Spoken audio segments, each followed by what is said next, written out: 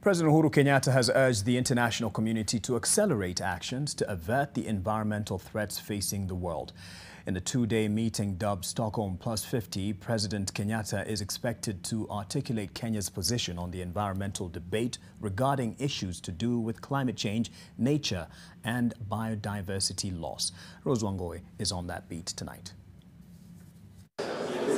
President Uhuru Kenyatta is in Stockholm, Sweden for a two-day meeting dubbed Stockholm +50.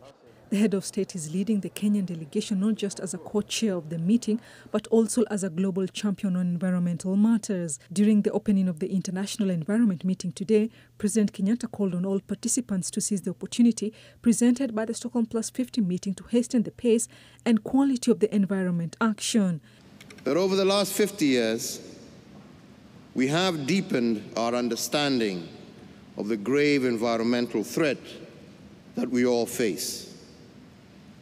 We also recognize now that we either stand or fall together because the threat affects all of us across the globe. The political leaders of this generation, we are the ones who must do what it takes. He also urged development partners to honor their commitments of doubling global climate financing, especially for adaptation, to enable developing countries to invest in climate resilience infrastructure and systems.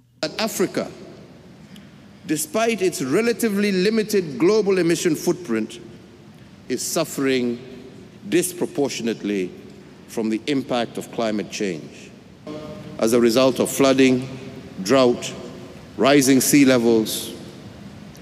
And while these crises require urgent and collective action, it is even more important to take action to forestall more such crises. The meeting comes between the 5th session of the United Nations Environment Assembly and UNEP at 50 held in Nairobi early this year, and the 2020 UN Oceans Conference, which Kenya and Portugal will co-host in Lisbon from June 27th to July 1st.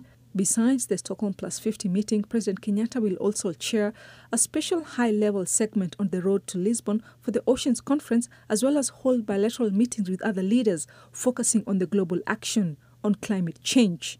Rose Wangoi, NTV.